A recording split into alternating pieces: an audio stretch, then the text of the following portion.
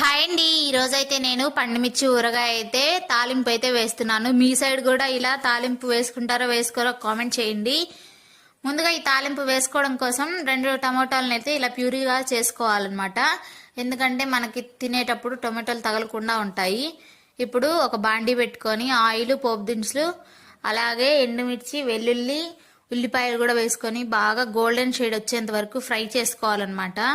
ఇలా golden brown shade వచ్చిన తర్వాత కరివేపాకు, అలాగే మనం ముందుగా చేసి పెట్టుకున్న ప్యూరీ, కొంచెం కలర్ కోసం పసుపు కూడా వేసుకొని దానికి కొంచెం మూత పెట్టుకొని ఆయిల్ పైకి తేలేంత వరకు మగ్గించుకోవాలి. ఈలోపు మనము ఊరగాయ ఎంత కావాలో అంత తీసి పక్కన పెట్టుకోవాలి. ఈలోపు టమాటోలు కూడా ఇలా ఆయిల్ పైకి తేలిన తర్వాత మనం తీసి పెట్టుకున్న ఊరగాయని కూడా ఇలా వేసుకోవాలి. నేను తీసుకుంది పండుమిర్చి ఊరగాయ.